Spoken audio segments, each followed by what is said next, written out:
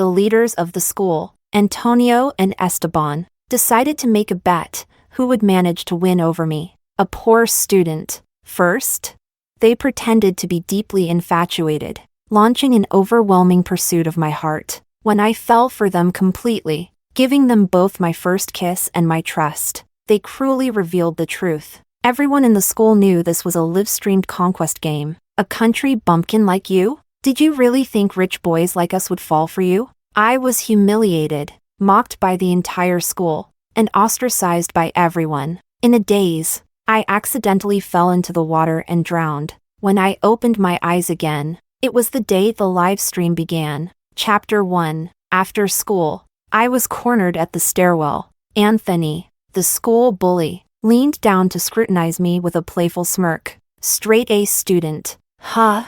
I heard you aced the exams again this month. Anthony Ning was the sole heir of the Ning family, one of the wealthiest in the city. The Ning Corporation, as the largest benefactor of Inu's Noble Academy, wielded considerable influence in both academia and the business world. His family background even carried a hint of old political ties. In my past life, Anthony had asked me to help him cheat on the monthly exams. I had refused. Later, he scored an abysmal 2-digit total and suffered his grandfather's wrath. Anthony blamed it all on me, for boys he disliked. Anthony used his fists to settle scores, but hitting a girl? That would be beneath him. So, Anthony devised a prank, a bet with his best friend, Esteban. The stakes? Who could win over the poor scholarship student first? Esteban hacked into the school surveillance system and broadcast the entire game on the school forum. To spice things up, Anthony started a school-wide betting pool, predicting when I would give my first kiss to one of them. The rebellious Anthony, the reserved and gentle Esteban, and the lure of a massive prize pool turned this live stream into a sensation at Inu's Academy. Naive and inexperienced, I was no match for the grand romantic gestures of two handsome rich boys. When I accepted Esteban's confession, Anthony, who had lost the bet, was livid. He ruthlessly exposed the truth. Surprised? This was just a love game, and it was live-streamed, too. And you call yourself a straight-A student? More like a self-absorbed fool. Did you really think we'd fall for a rural nobody like you? From that moment, I became the school's biggest joke. To them, my initial coldness was arrogance. My gradual softening was calculated pretense. And my eventual feelings were nothing but shameless desperation. Everyone laughed at my foolishness. My grades plummeted. And by the end of the semester, I fell out of the top 50 in the class rankings. I lost my scholarship, and my family was forced into debt. My parents, on their way to find work to cover my tuition, died in a car accident. After numerous blows, I lost my mind and accidentally fell into the school pool, drowning silently on a cold winter day during my sophomore year. The school attributed my death to academic pressure, held a moment of silence, and moved on. Anthony, shaken by my death, was sent abroad. He spent the rest of his days living recklessly, surrounded by an endless stream of girlfriends, each one eerily resembling me. Esteban, on the other hand, inherited his family business. His acts of philanthropy, including repeated donations to rural areas, earned him fame as a charitable entrepreneur. He eventually married a woman from a rural background. At his wedding, he gazed tenderly at his bride and said, "She reminds me of the feeling I had with my first love." Chapter 2. Hey, Joanna, are you even listening to me? Anthony waved his hand in front of my face. His ruggedly handsome face carried a wild, untamed air, and his deep-set eyes gave the impression of a predator stalking its prey. I knew the live-streamed game had already begun. The school forums chat was going wild. What kind of dumb luck does this straight-A student have? Being chased by both the school bully and the golden boy? Betting my weekly allowance. Esteban's going to win this hunt. Who could say no to a cool and refined academic god? Nah, my money's on the Ning family's prince. Bad boy charm for the win. Tee-hee. Anthony took a deep breath, visibly restraining his impatience. I said, "I'm here to offer you a way to make some money. I heard your family's from the countryside. You must be short on cash, right? Come tutor me at my house. 1,000 per session. What do you say?" I subtly glanced at the security camera tucked around the stairwell's corner, then lowered my head and softly replied, "Thank you for the offer, Anthony, but I already have plans this weekend. Chapter 3. I stepped out of the school gates. As I passed by a mirror near the entrance, I paused and glanced at my reflection. Slim and reserved, with pale skin. My expressionless face seemed almost bland. My most striking feature was my eyes, framed by thick black glasses. I could take off my glasses now and change how people saw me, but wouldn't it be more impactful to let them realize it themselves? I knew even if I didn't take the bait this time, Anthony and Esteban would come up with new ways to mess with me. Given my current capabilities, I had no way of standing up to two influential figures who controlled the school. But in this lifetime, I already knew their game plan. If it's a performance they want, I'll perform. Who doesn't know how to act?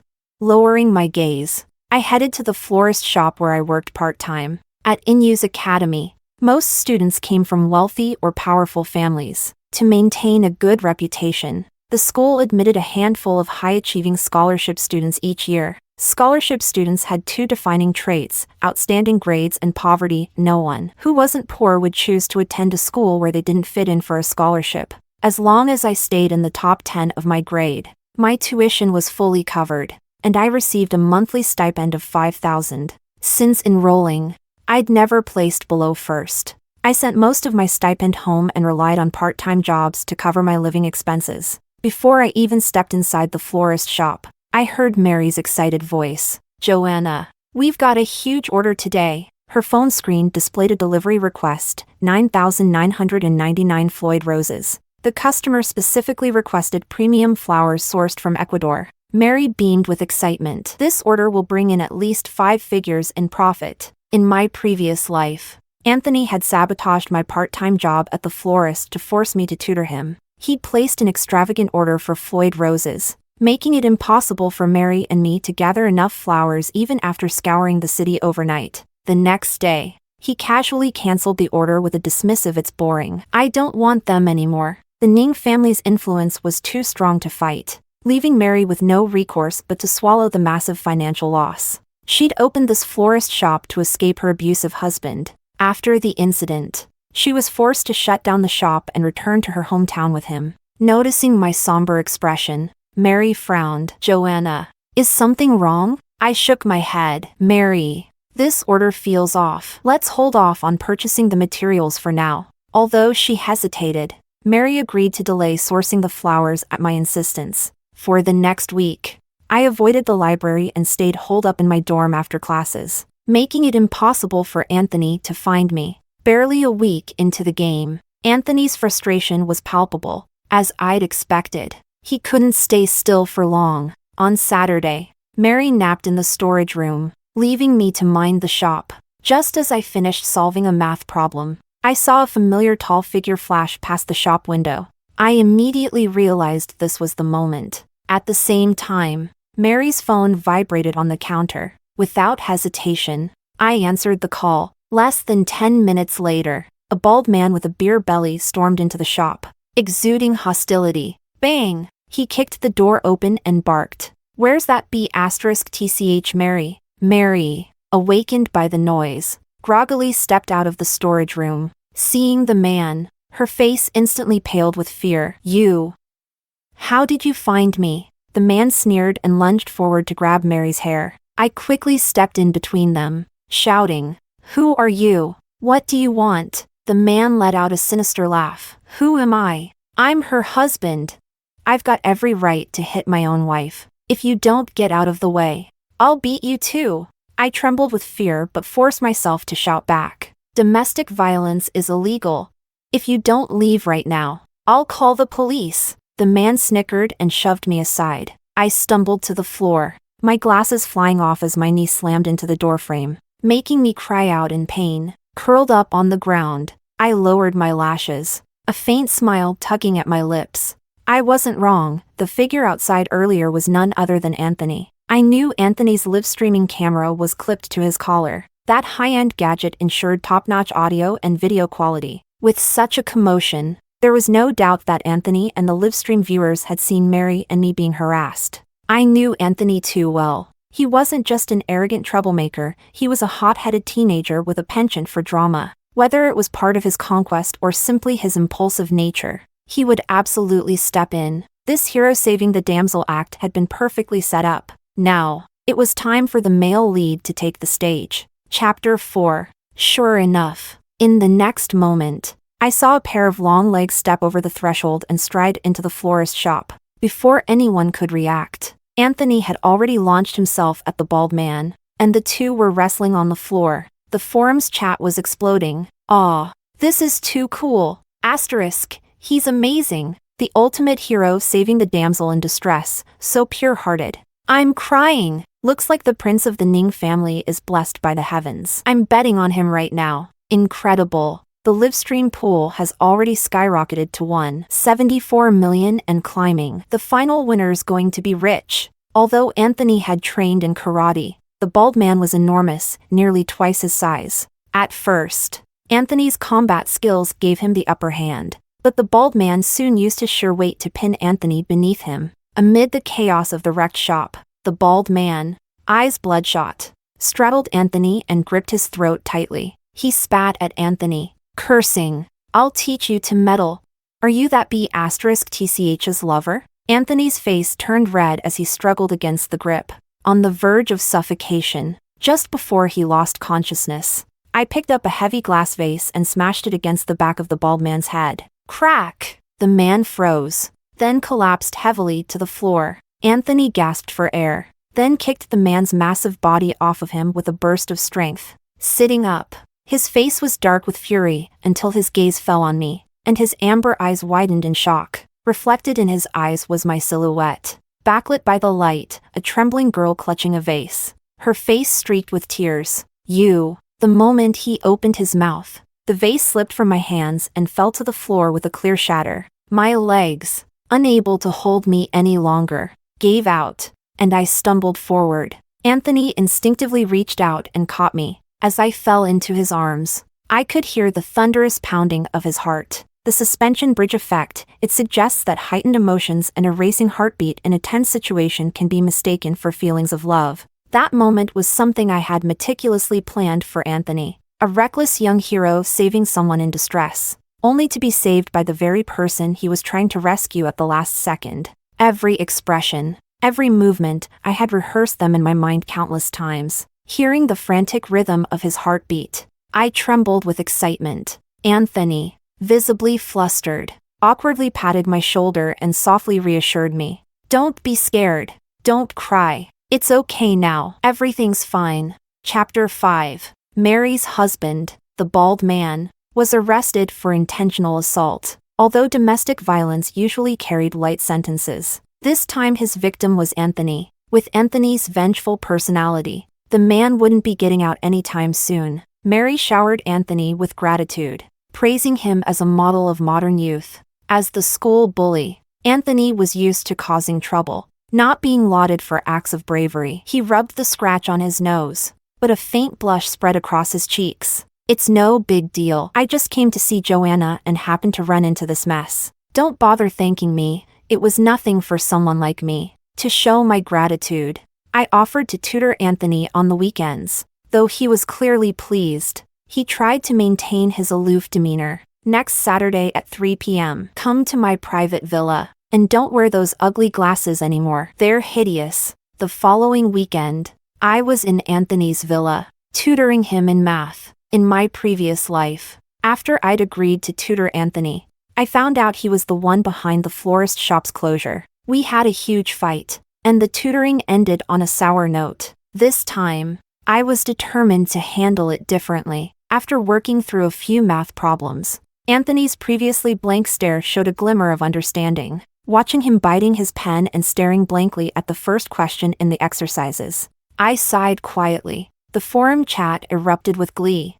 Anthony must be regretting asking for tutoring now. Serves him right. Ha ha ha. This is too much. He's tried flirting with Joanna a few times, but she's totally focused on teaching. Am I the only one who thinks Joanna's teaching is great? Even I, a math dunce, understand her explanations now. At the same time, I noticed an old butler filming through the door crack with his phone. Though he tried to keep his voice down, his excitement was clear. "Sir, madam, it's a miracle.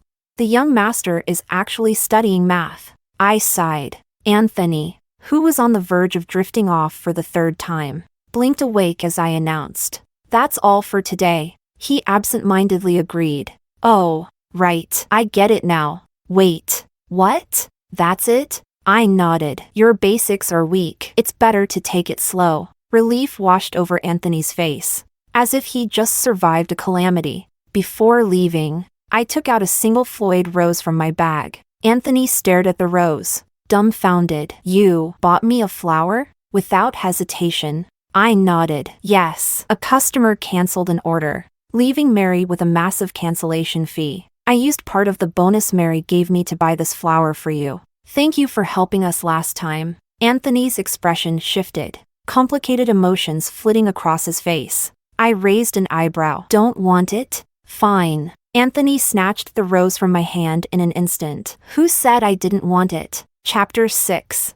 As I stepped out of the villa, the sun was already setting. In the golden light of dusk, a figure was galloping on horseback in the field outside the estate. Seeing me emerge, Esteban pulled on the reins and rode his horse toward me. His striking features and the crisp, tailored white riding attire accentuated his upright posture and elegance. The Lee family wasn't as illustrious as the Ning family but was a rising star in the tech industry. Esteban's polished demeanor and refined manners earned him admiration from both students and teachers. In my previous life, I had been fooled by his facade and accepted his confession. When Anthony revealed that it was all part of a game, I refused to believe it until Esteban admitted it himself. Faced with my accusations, Esteban smiled gently, but his words were razor-sharp. "Joanna, I just realized you really resemble my first love." But she was innocent and sweet. "Nothing like someone as cheap as you. Being at the top of the class means nothing. At the end of the day, you're just an easy target from the lower rungs." If Anthony's cruelty came from naivety, Esteban's was born of pure malice. Now, under the setting sun, Esteban gazed down at me with his signature warmth. "Thank you for tutoring Anthony. In the future, I hope you can be patient with him." I looked up and met his sharp phoenix-shaped eyes without flinching. "Are you implying that Anthony is difficult and bad-tempered, and that's why I need to be patient with him?" Esteban paused for a moment before chuckling softly. "That's not what I meant." At that moment, the chestnut horse beside him snorted and lowered its head to nuzzle my hand affectionately. Esteban looked surprised. "Andrew is a Hanoverian warmblood with a notoriously difficult temperament. He's never warmed up to strangers before. He must really like you." I scoffed inwardly. Hanoverians are known for their calm and gentle nature. How could they possibly have a bad temper?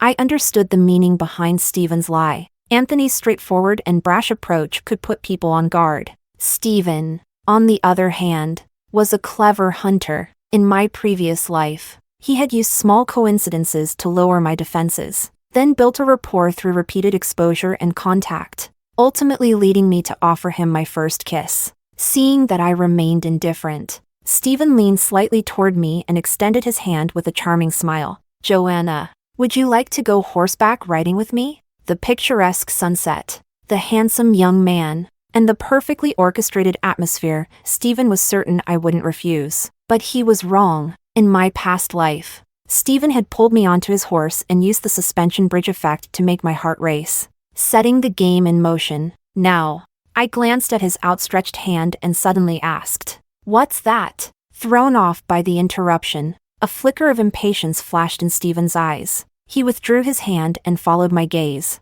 unpinning a black iris brooch from his collar and handing it to me. I stared at the brooch, knowing full well that Esteban's live-streaming camera was hidden inside it. Esteban wasn't just calculating and skilled, he was bold. He dared to hand me the device directly. The chat was buzzing with nervous comments. "Why do I feel like she's staring straight through the camera? I'm scared. Asterisk, no way. Lee Corp's tech is top-notch, and the forum has blocked her access. Asterisk, this is so intense. Sending a carnival gift right now." Seeing me fixated on the brooch, Esteban feigned nonchalance. "Do you like it? If you do, I can give it to you."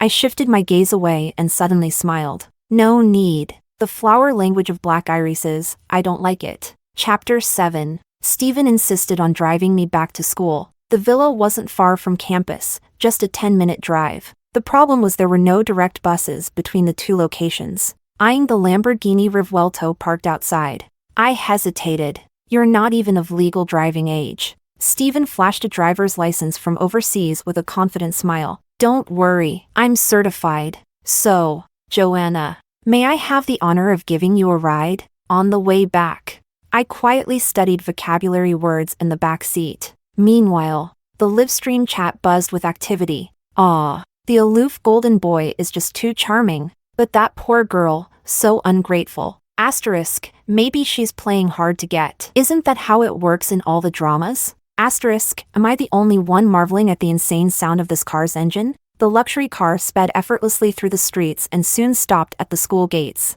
I reached for the door handle but realized the door was locked. Frowning, I looked at Esteban in the driver's seat. He smiled playfully. Joanna, how do you plan to pay for your ride? I pulled 2 crumpled 100 yuan bills from my bag and handed them to him reluctantly. Keep the change. Esteban's smile deepened, his eyes glinting with amusement. Very generous. But unfortunately, I'm not short on cash. We stared at each other for a moment. Suddenly, I tilted my head slightly, as if lost in thought. Have we met before? Esteban, you look a lot like a childhood friend of mine. The chat erupted with ridicule. What a cliched pickup line. Does she think that'll make him see her differently? She's watched too many dramas. Asterisk, why isn't Esteban saying anything? Esteban's gaze flickered with uncertainty. I added with a soft laugh. But he was innocent and sweet. He'd never lock a girl inside his car like this. Chapter 8. After getting out of the car, I stood by the window, smiling as I stuffed the 2 crumpled bills through the lowered glass. Watching the roaring steel beast speed away, my smile slowly faded. In my previous life, Esteban had said during his wedding that his bride's smile reminded him of his childhood sweetheart, his first love. Given the vast difference in our family backgrounds, it was impossible for me to have been his childhood friend. That left only one possibility. Esteban did have a childhood sweetheart, and I happened to resemble her. Now that I knew about this, it would be foolish not to use it.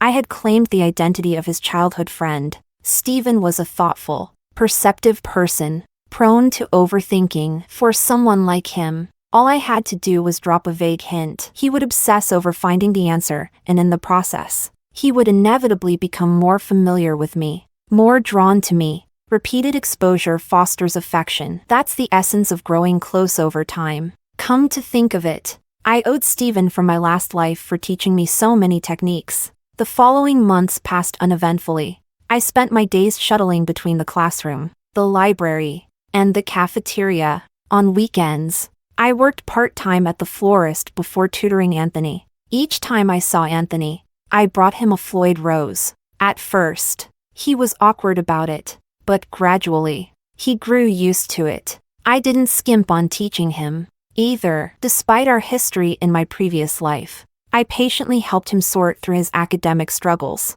Last time, I had refused to tutor Anthony and been criticized for being stubborn and insincere. Like all rural people, some even accused me of cheating after my grades dropped due to depression. This time, I would leave no room for such accusations. As the weather grew colder, winter descended, and the days became shorter. The first semester of sophomore year was drawing to a close, and final exams loomed ahead. On the weekend, at Anthony's private villa, he sat stiffly at his desk, an unusual look of apprehension on his face. So, how did I do? I set down my red pen after grading his test. You scored 63 on this math test. That's progress. Passing? The old butler, who had clearly been waiting for this moment, let out a cheer and pulled a party popper out of nowhere. Pop! Amid a shower of confetti and streamers, Anthony grabbed me from my chair and spun me around in circles. Startled, I immediately regretted not reminding him that the test was out of 150. Sensing the mood, the old butler quietly excused himself and even closed the door behind him. Feeling dizzy, I gritted my teeth and knocked on Anthony's head. Put me down. If you spin me one more time, no flower for you today. At that, Anthony immediately set me down and tried to act obedient. My bad. I won't tease you anymore. I promise. Now, where's my flower? Glaring at him, I handed him the rose. Anthony took it with a mischievous grin. Just kidding, I'll tease you again next time. He's insufferable. Chapter 9. With finals approaching, my schedule became even busier. One day at the library, I was reviewing next semester's material when someone tapped me on the shoulder. Looking up, I saw a round-faced girl with short hair, blushing as she handed me a pink envelope. Joanna, could you help me give this letter to Esteban? I frowned and didn't take it. Her name was Melissa, another scholarship student like me. In my previous life, she was one of the few students who didn't participate in the livestream drama. After my death, she had even written a letter of complaint exposing the truth. Unfortunately, the Lee family intercepted it, and it never made an impact. Seeing my silence, Melissa hurried to explain. Esteban drives you back every weekend after tutoring. I thought maybe you could help. I interrupted her. Sorry, I can't. Melissa blinked in confusion. Why not? Don't tell me you like Esteban too? The moment she said that, the library fell into an awkward silence. Some students began sneaking glances in my direction. I glanced at the surveillance cameras mounted on the ceiling, then shook my head at Melissa. No. Melissa was too kind and innocent to handle someone as manipulative as Esteban. I couldn't explain the truth with the cameras watching, so I could only hope she would give up. But Melissa bit her lip, stomped her foot, and shoved the envelope into my hands. If you don't like Esteban, then help me, okay? Thanks. Joanna. I watched her retreating figure, expressionless as I tightened my grip on the pink envelope. After the love letter incident, Anthony's attitude toward me suddenly turned cold. He used to send me hundreds of messages daily, math questions, memes, and even random thoughts. Now, he had been silent for a week. With finals approaching, I was too preoccupied to notice or care. If I had seen the livestream chat, I would have known the audience was already mourning for us. This ship is sinking. Such a shame. I just sent 9 rockets. The bully is really upset about that love letter. Giving flowers to the prince while throwing away someone else's love letter for the golden boy? Isn't that playing both sides? What a pity. I was starting to root for them. Saturday afternoon, I arrived at Anthony's villa right on time. I rang the doorbell, but no one came to answer. Puzzled, I pulled out my phone to message Anthony, only to see the red exclamation mark of a blocked contact. Frowning, I rang the bell again. 10 minutes passed, but there was still no response. I wasn't particularly sharp, but even I could understand that this meant I wasn't welcome. Just as I turned to leave, I heard the sound of the door unlocking behind me. Come in, a cold voice. I stepped into the villa to find Anthony lounging lazily on the couch in the living room, casually playing a video game. He didn't acknowledge me, leaving me standing awkwardly in place. Only after finishing his match did Anthony finally glance up at me. So you still know how to find me?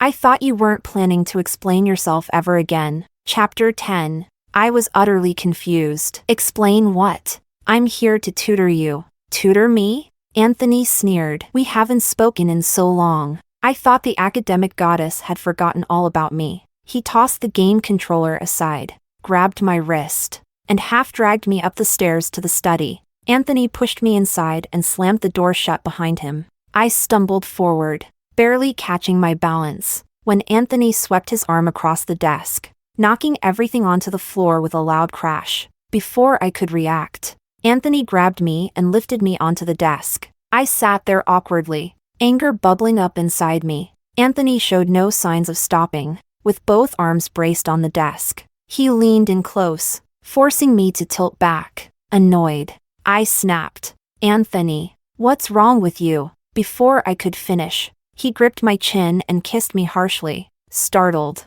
I instinctively slapped him. Smack! The sharp sound echoed in the now silent study. Anthony slowly turned his head back to face me, his gaze sharp and icy. One word at a time, he demanded, Joanna, tell me, why did you throw away that love letter meant for Esteban? I took a deep breath. Anthony, we are in a simple professional arrangement. I tutor you. You pay me for my time and knowledge, beyond math problems. I have no obligation to explain anything to you. Anthony stared at me for a long time before letting out a bitter laugh. Professional arrangement? Every time you come here, You bring me a Floyd rose. Is that a professional arrangement? I met his eyes evenly. As you wished. I didn't bring you a flower this time. Anthony's expression darkened. What? I didn't elaborate. Only repeated. This time. I didn't bring you a flower. Flowers are rewards. If you don't want them, then there won't be any today, or ever again. The implication was clear. If he didn't want the flowers, there was no need for him to ask me to tutor him anymore. Anthony's gaze stayed locked on me, searching my face for any sign of defiance or spite. When he found only calm indifference, his expression grew stormy. So that's all it is to you? Money. Turns out, everything about you can be bought. That's perfect. I have plenty of money. You scholarship students probably aren't even worth as much as the horses in my family's stables. Smack! This time, I slapped him with all my strength. Anthony, used to being spoiled and revered both at home and at school, had never been struck twice in his life. He lowered his head, veins bulging in his arms, clearly teetering on the edge of fury. Chapter 11. Just as I prepared to knee him in the groin, there was a timid knock at the door. The butler entered cautiously, carrying a tray of neatly sliced fruit, beads of cold sweat on his forehead. Young master, Joanna, perhaps a snack? I took advantage of the distraction, shoved Anthony aside, grabbed my bag from the floor, and stormed out of the room. As I exited, Anthony's cold voice rang out behind me. Joanna, if you walk out that door today, don't come back crying later. I hesitated only for a moment before marching away. As I descended the stairs, a loud crash echoed from the second floor, probably Anthony kicking over the furniture. Meanwhile, the livestream chat erupted like fireworks. What the hell was that? A crazy forced romance trope? So cliché, but so addictive, terrifying. Joanna was so bold with those 2 slaps, so satisfying. Asterisk, new. I bet on them kissing today. My $1 million prize is gone. At the villa entrance, Esteban leaned casually against the doorframe, watching me with a sly smile. What's this? Had a fight with Anthony? I told you, you need to be more patient with him. His collar was conspicuously bare, the black iris brooch with the hidden camera was nowhere in sight. Ignoring his smugness, I attempted to brush past him, but Esteban blocked my way. He suddenly asked, "Didn't you have a sweet and innocent childhood friend? Why are you messing around with other people? Fickle girls tend to get punished. You know." The peculiar tone of his voice sent a chill down my spine, and a sudden suspicion crept into my mind. I fixed my gaze on him. Melissa's love letter, was that your doing? Bingo. Esteban clapped his hands lightly, his eyes sparkling with delight as if playing the most entertaining game in the world. His face lit up with excitement. I knew that girl liked me. I had someone suggest she deliver her letter through you. It wasn't hard. After all, you're the scholarship student who gets along best with us, right? I almost laughed in exasperation. So, what's your goal?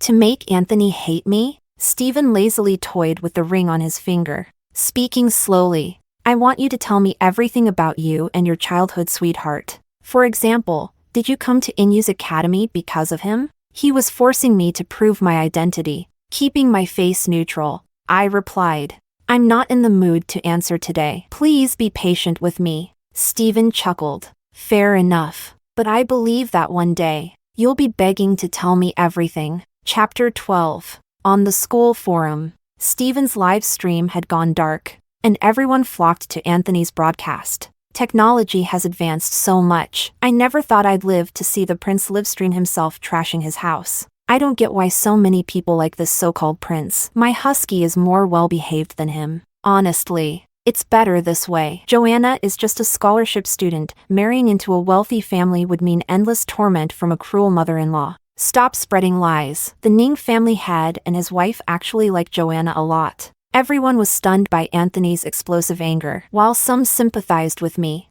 the abandoned consort of the prince, others mocked me. Speculation ran rampant that Anthony's disgust with me would soon bring the live-streamed hunt to an abrupt end. At that moment, I had just returned to my dorm. Taking a deep breath, I forced myself to focus on my notes, trying to continue studying. The new week began with an ongoing Cold War between Anthony and me. As the disciplinary monitor on duty, I was responsible for organizing the swimming tests for the semester. After the tests were finished, I was about to lock the doors to the swimming pool when I heard bursts of laughter coming from inside. Pausing, I opened the doors again. Inside the pool area, a group of students stood by the edge. They were dressed impeccably, their expensive attire betraying their privileged status. In the pool, Melissa, the round-faced girl with short hair, was trembling as she repeatedly dived underwater, seemingly searching for something. One of the girls at the edge of the pool,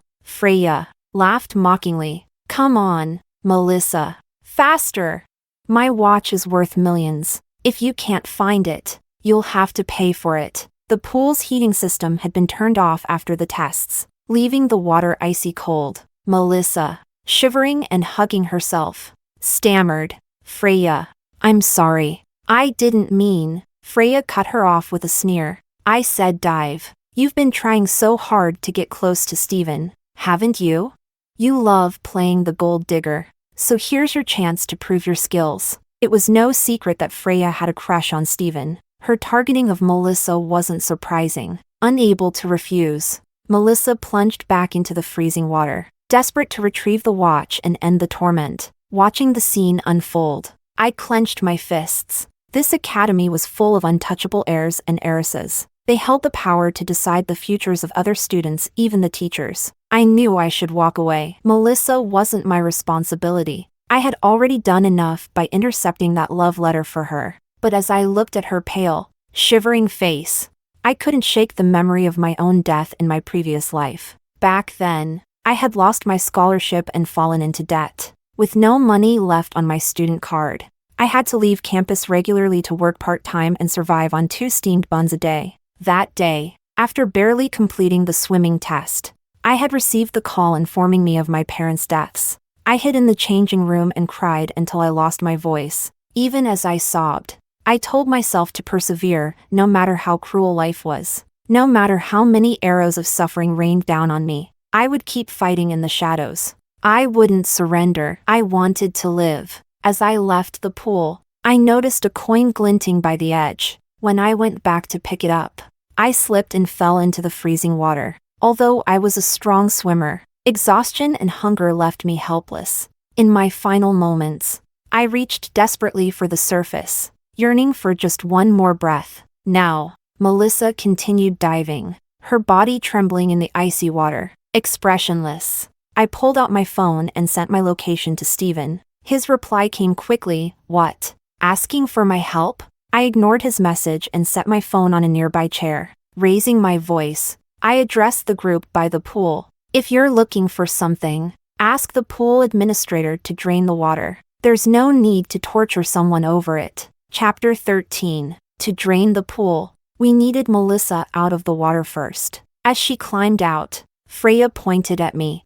"Hold her down." Several lackeys approached me, twisting my arms behind my back and shoving me toward Freya. Knowing I couldn't resist, I stayed calm, trying to buy time. Freya grabbed my hair and forced me to look up at her. She studied me for a moment before sneering. "Not that pretty after all. A poor scholarship student causing trouble for people out of your league. Where do you get the nerve to play the hero?" Someone chimed in, trying to mediate. "Let it go, Freya. Hitting her would just dirty your hands." Freya nodded, as if that made sense. Turning to Melissa, she said sweetly, "Melissa, come over here and slap her twice. Do that, and I'll forget about the watch." Melissa stared at her in shock, her mouth opening and closing in disbelief. What? I narrowed my eyes, disgusted by the revolting spectacle. Freya's excitement only grew. "I'll sweeten the deal. If you make her cry,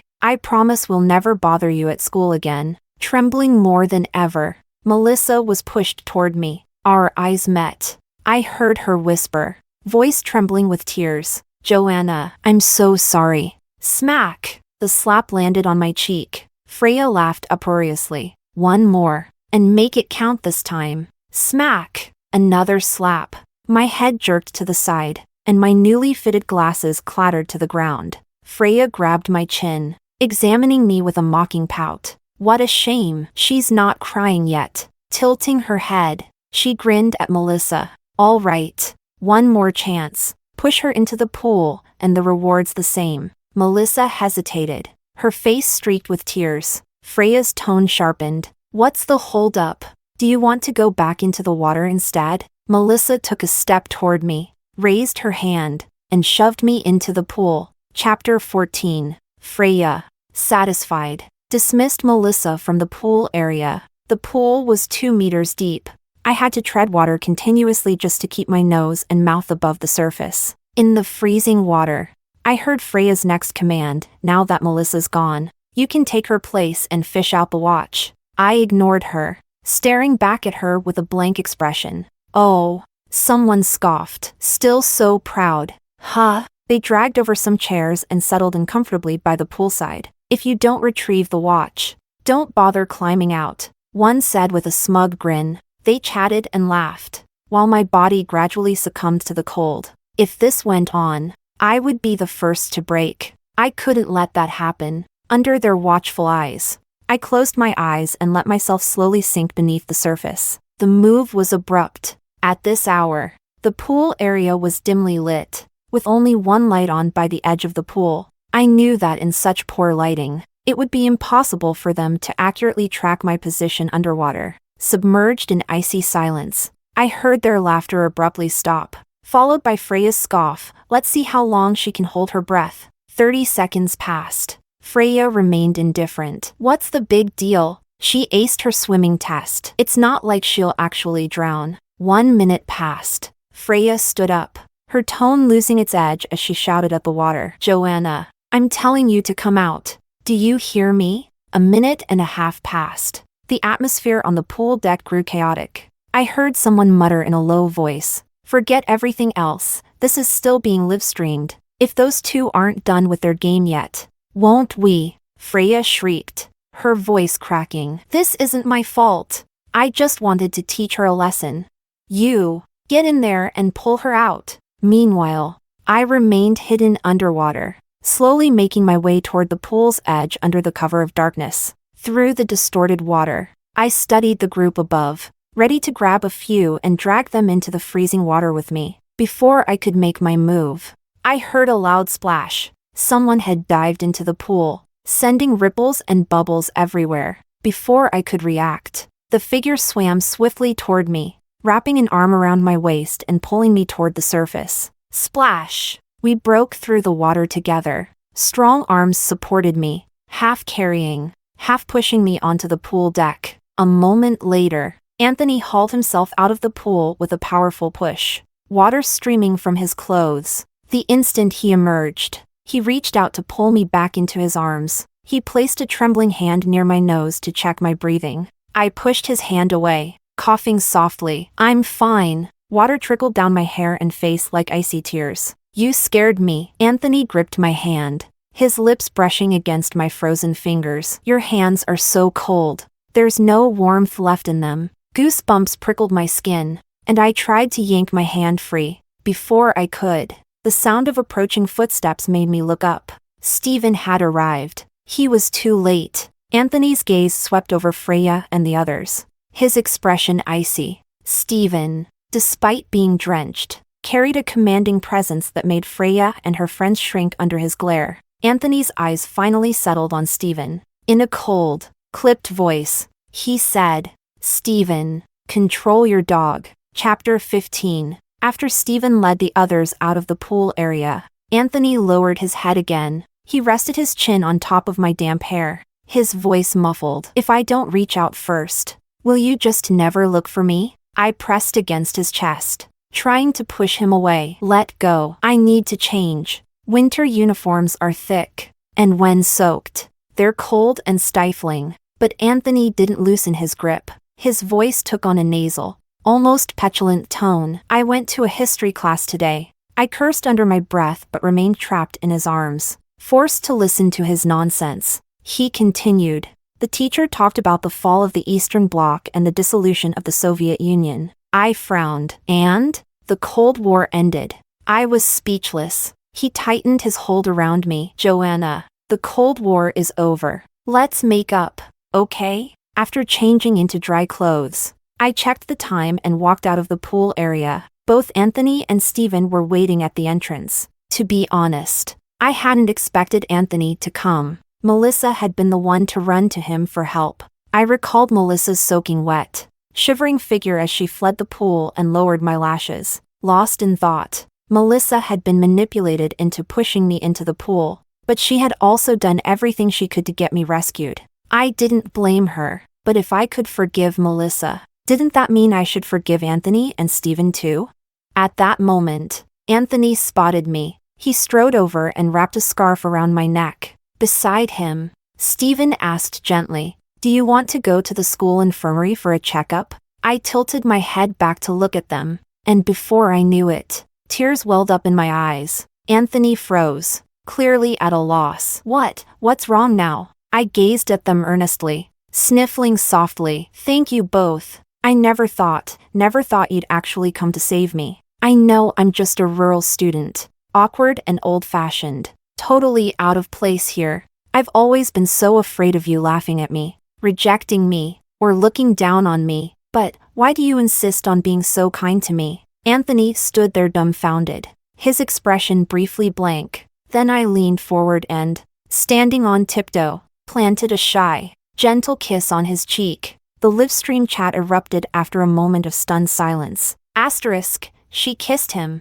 She kissed him. Mark the date, XX/XX/XXXX. 7:23 and 3 seconds p.m. Asterisk, after following this live stream for most of the semester, I don't dislike her as much anymore. Asterisk, she wasn't too timing. She was just worried that round-faced girl would get bullied over the love letter. Asterisk, Joanna is actually a nice person. When we started high school, she brought local snacks for her classmates, but nobody wanted them, so she never brought them again. Asterisk, does anyone else think this whole live stream was horrible? At last, public opinion tilted entirely in my favor. Anthony, cheeks flushed red, stared at me for a long moment before pulling me into his arms. He muttered awkwardly, "You've always been a good person. Nobody would treat you badly. Why do you cry so much?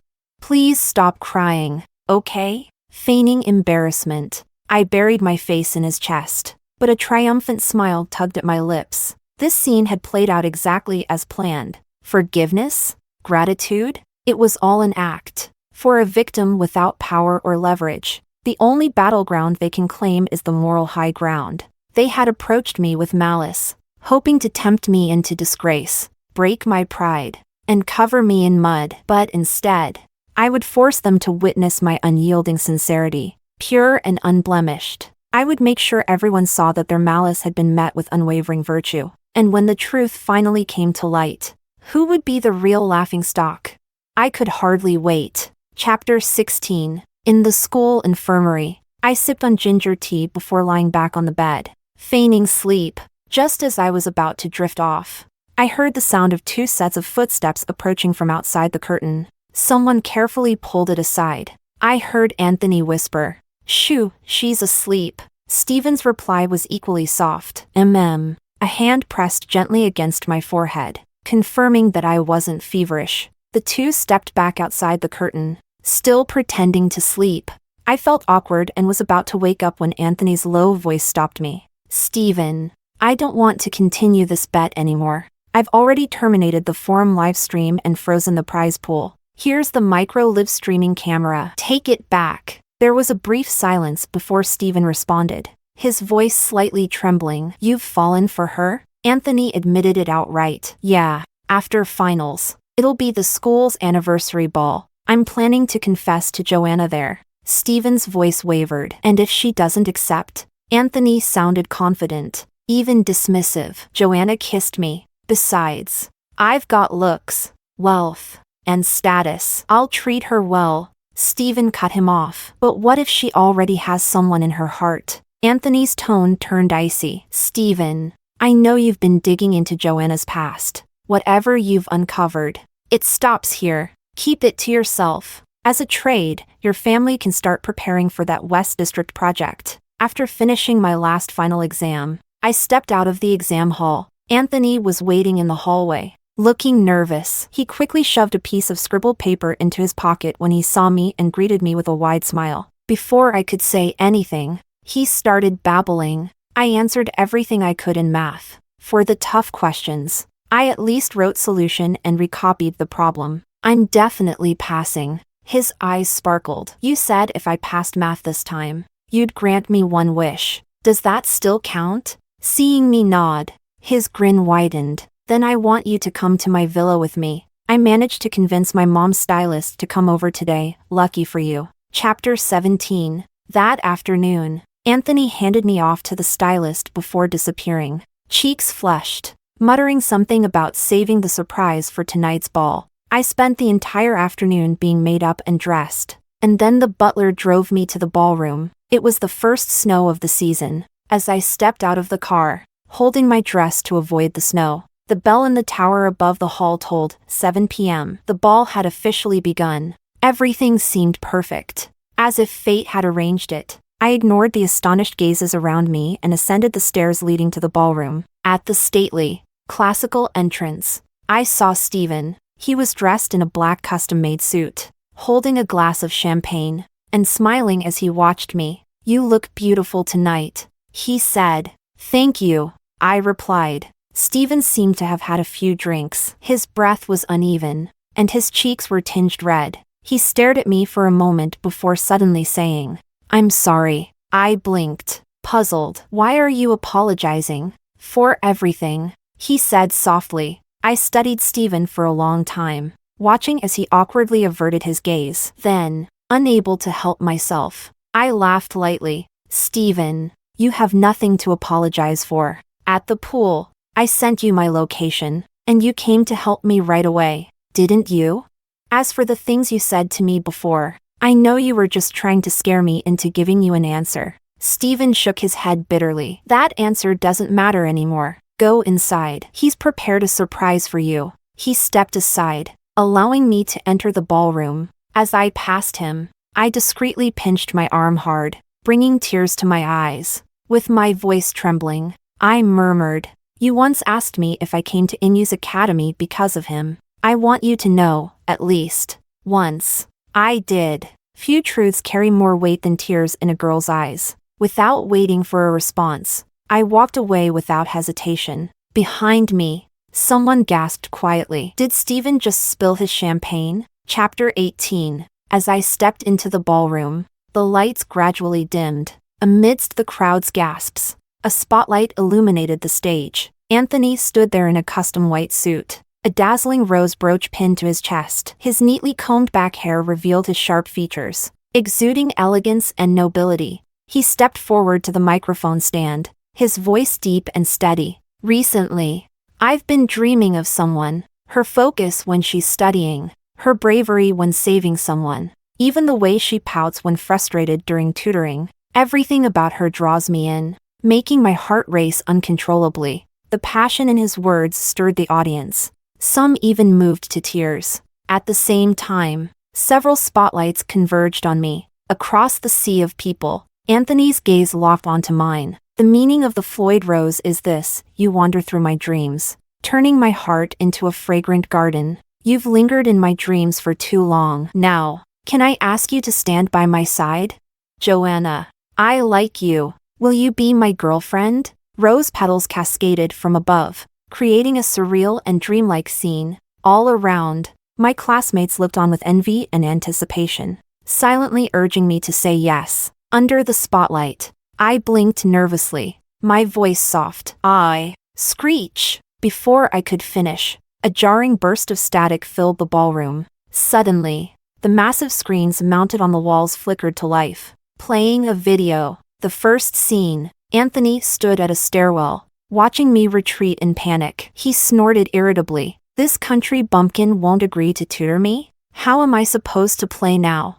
Guess I'll have to ruin her part-time job and see if she dares refuse then. The screen switched. Second scene. Anthony, holding a Floyd rose, spoke with excitement, his tone light and careless. She gave me a flower. Just wait. I'll win her over in 3 days. The screen switched again. Third scene. Joanna, if you walk out that door today, don't come crying to me later. The camera shook violently, capturing Anthony as he furiously smashed objects.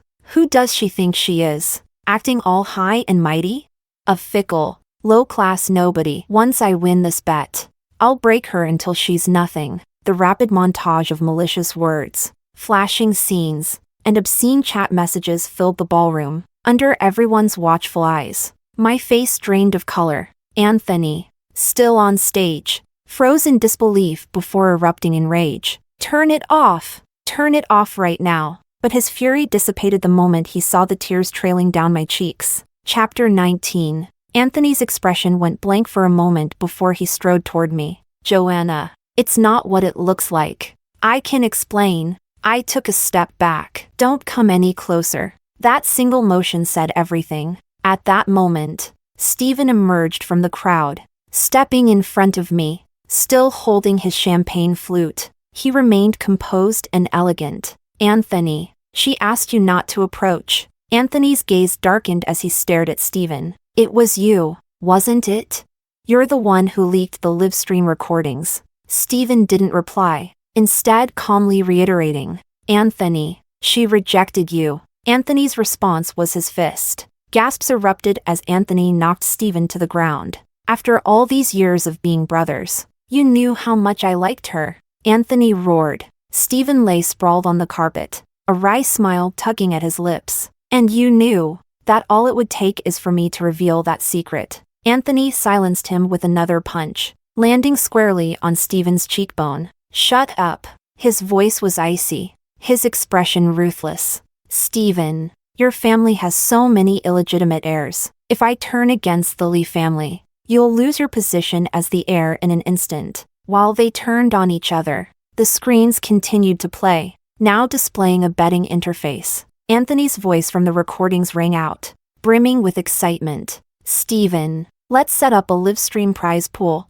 All the tips will go into the pool. Everyone can place bets on when the country bumpkin will give her first kiss. The screens displayed the prize pool's staggering total, 5 million. A parade of names scrolled across the screen, participants in the sordid betting game. It was a public shaming on a massive scale. The ballroom was deathly silent, the tension palpable. Esteban's smirk faltered for the first time. Murmuring to himself, he said, that wasn't me. The screen now displayed the winning bet's exact time, 7:23 and 3 seconds p.m. From the crowd came hushed whispers of disbelief. It's eerie. The time matches to the second?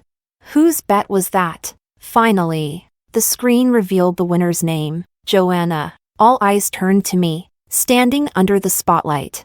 I gently wiped away my tears and smiled, a genuine, triumphant smile. Anthony and Esteban stared at me, their faces ashen. Joanna? Anthony murmured in shock. I smiled and nodded at them. A bet's a bet. Make sure to transfer the prize money to my bank account. With that, I lifted my skirt and walked out of the ballroom without a backward glance. Chapter 20. In my dorm room, I nestled under my warm, cozy blanket, gazing at the notification confirming the deposit of 5 million into my account. For the first time since my rebirth, I felt a deep sense of peace. Outside my window, alongside the sound of falling snow, there was a faint, lingering scent of roses. I knew that Anthony was currently sitting downstairs in a convertible filled with Floyd roses, waiting in vain for me to show up. His voice had gone hoarse from shouting, from apologies to heartfelt repentance, even swearing he would never repeat his mistakes. I pulled up the number I had just blocked and sent a simple reply, too noisy. A few seconds later, blissful silence enveloped the world. By 2 a.m., the snow was falling heavily. Unable to sleep, I decided to review my coursework. Just then, a brilliant firework burst into the sky outside my window. Anthony had stopped shouting and instead resorted to persistently lighting firework after firework. I closed the curtains, put in my earplugs, and turned off the lights to sleep. I didn't know how long I had been asleep when I was startled awake by loud, frantic knocking at my door. Removing my earplugs, I immediately heard the commotion from outside the dormitory. Someone's collapsed. Call an ambulance. Hurry! Hospital, private room. I sat by Anthony's bedside, with Esteban seated across from me. Glancing at the unconscious Anthony, Esteban suddenly spoke. Joanna, I've thought about it for a long time. Even if I lose my status as the heir to the Lee family, I still want to tell you. I cut him off without mercy. You're both really strange. Looking at the handsome boy, I voiced the question that had been on my mind for ages. Why is it that people who haven't even learned the basics of respect can stand before me so righteously?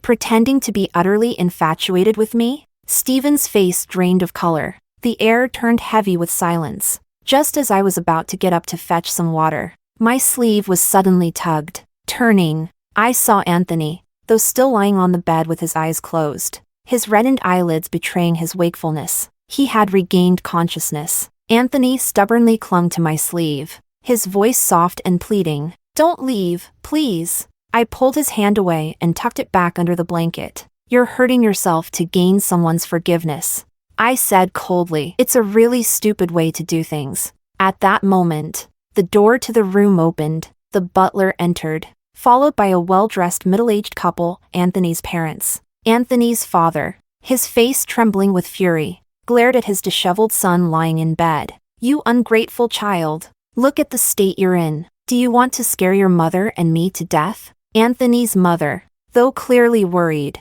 managed to keep her composure. She gently stroked Anthony's hair before turning to me. "You must be Joanna, right? Would you mind having a little chat with me?" When I nodded, Anthony struggled to sit up in bed. His eyes were bloodshot, and his hands trembled as he clung to his mother's arm. "Mom, please talk to her for me. I've never liked a girl this much before. Mom. I'm begging you." Chapter 21. In the VIP lounge of the hospital, Anthony's mother handed me a cup of tea with graceful movements. She began, "Joanna, my husband and I are aware of everything. The livestream incident, Anthony and his friends were utterly reckless. Your reputation was damaged, and Ning Corporation will take responsibility for that. As compensation," she offered me two choices. Sipping her tea, she gazed at me with a gentle expression. "People often say that true devotion only comes from those born into wealth and privilege. While that's an oversimplification, there's some truth to it. Anthony has been sheltered his whole life. He may be unruly, but his heart isn't bad." She observed my expression carefully, then continued, choosing her words with care. "The first option, Ning Corporation will send both of you abroad for your studies. You won't need to worry about expenses. When you graduate, if both of you are willing, you can get married."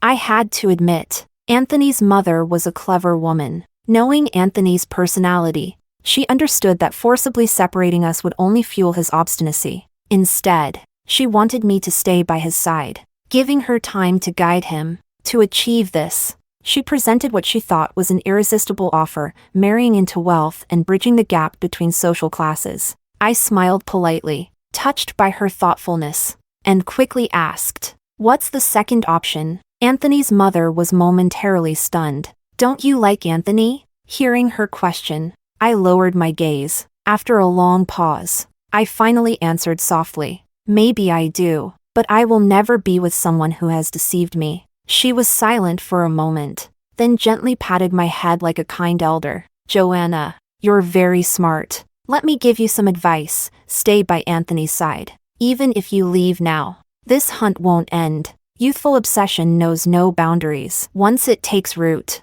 it can drive someone to pursue you for the rest of their life." Her gaze grew sharp. "We can't control our children forever. In a few years, when they've grown wings and taken power into their own hands, if they find you then, are you prepared to face the consequences?" I set down the now cold tea and met her eyes with calm determination. "Auntie, you've forgotten something. In a few years, when they come for me, I won't be the same person either. I'll become stronger than any of them." In the end, Anthony's mother agreed to cover the breach of contract fees for transferring schools. She also used her connections to quietly relocate me and my family to a small city in the south. Before I left, she adjusted my coat and said softly, "Good girl. I promise you, until your 20th birthday, no one will find you." When I left the hospital, the snow was still falling. I didn't look back at the warmth of the building but instead walked calmly into the howling wind and snow.